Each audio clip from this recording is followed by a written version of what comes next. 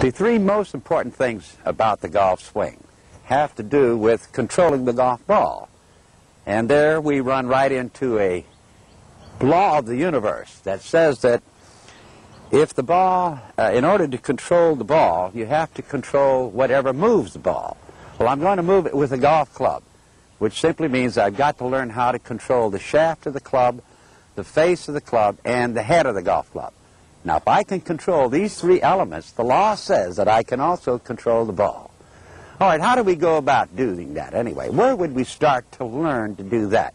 Because what it really amounts to is aiming the club face at the target, getting your body aligned with the line the ball is on, with your stance line, your proper body position, which we will discuss later, and the club shaft is either going to be parallel to the line the ball is on, or one end of the golf club, the end that's closest to the ground, will point at that line, which simply looks like there it is parallel, here it is pointing at it.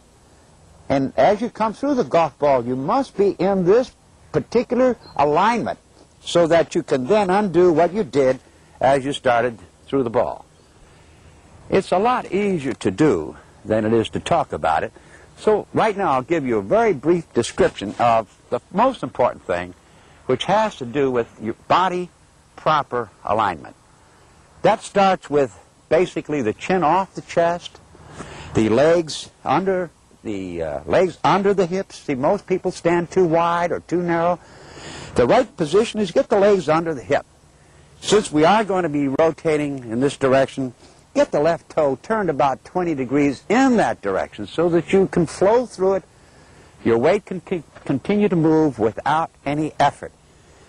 The right toe should be either square to this line, pointing at it, if you are going to hit short golf shots, but on a full swing where you want a big hip turn, a big shoulder turn, the right toe should be turned about 5 degrees to the right. Now we'll stand erect with the chin off the chest, bow from the waist, keeping the legs straight. It's important to keep the legs straight at this point because that is how you get a straight line down your back.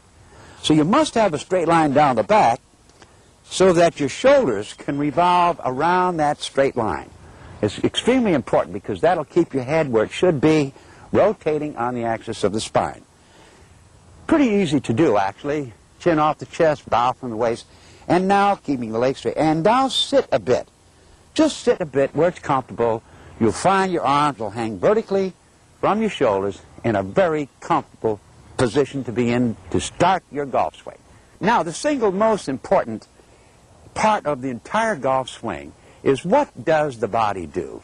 There seems to be an awful lot of contradiction and controversy over what in fact constitutes a good pivot. The pivot, as we know, is a revolving motion of the body made through the entire golf swing while you're sustaining balance and being able to do it with great speed and still hold on to your balance. The least understood is what does the head do?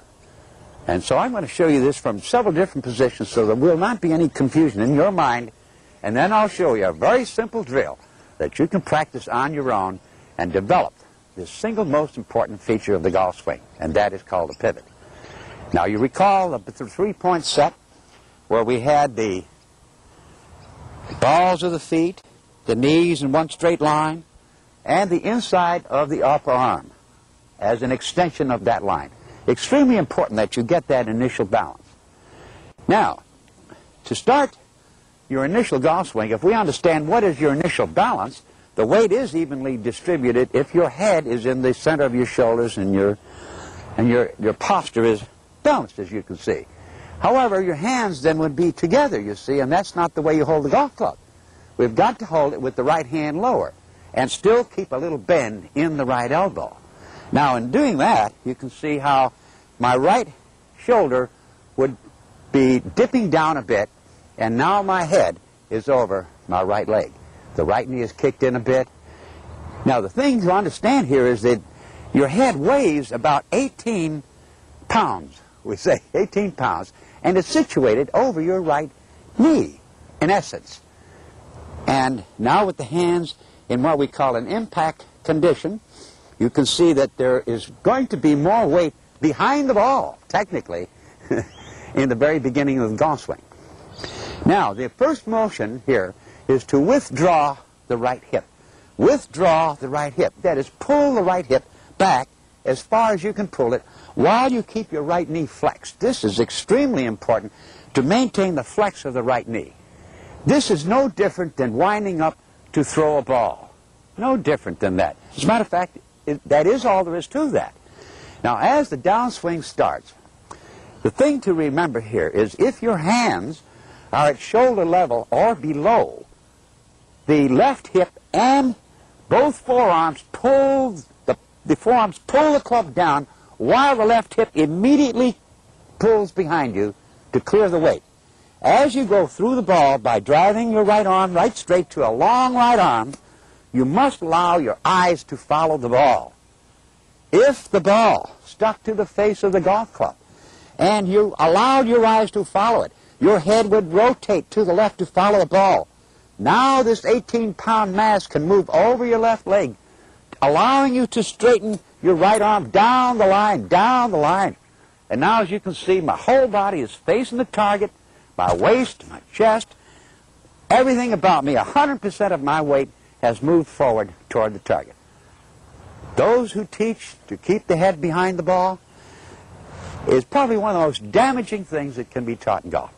The head must move forward and up over the left leg in order to shift the weight properly. Technically, the only weight that was shifted was the 18-pound ball, which is your head, along with your whole right side extending through the shot. Extremely important to learn that. And now for the good news, the simplicity of how to teach it to yourself. Merely get the three-point set that we've already discussed, take the golf club and hook it behind your arms. It's like so. Get the three-point set, and now tilt just a bit. Withdraw the right hip as far as it'll go. Notice how big your right shoulder turn is. One of the biggest keys in the golf swing is getting that shoulder turn. You don't have to try to turn it. It will turn with the rotation of the hip, like that. Now, since we don't have any arms to start the downswing, lower your right shoulder. When you roll your right shoulder, watch how your left hip slides laterally toward the target. Without you attempting to do anything to it, the right shoulder pushing down will move your hip laterally. Now, imagine you have hit the ball, allow your eyes to follow the ball, pull your left hip behind you, straighten up, keep your right shoulder down, and this is what you will look like. It is that easy. It is that easy, my friends. If you will just teach yourself to do that, you've got 90% of the golf swing right there at home. Just do that in the mirror, and I guarantee you, you'll be delightfully surprised how you'll change the directory of the ball, the trajectory, the distance. After all, it is 90%. Thank you. I'd like to just demonstrate briefly something that you probably did as children that constituted a perfect pivot, only you didn't know it until somebody started to give you instructions. But if you were just a child on a playground and you had picked up a ball and you were going to pitch it over to a friend of yours, see, the thing you would do is just turn out of the way and your arm would automatically cock up, the right wrist would bend back automatically, and as you threw the ball, you would watch where it went. See? In which case, look how you would have finished. See, it's a perfect pivot without even trying. On the other hand, if you keep your head down, hold your head back, and don't look up, look how the weight was forced to stop here. The left hip stopped, the shoulder stopped, everything stopped, but the hands broke, you see, and who knows where that went. So it's such a simple little drill. Just put the stick behind you. It's no different than, here's another motion, a right forearm underhand slap.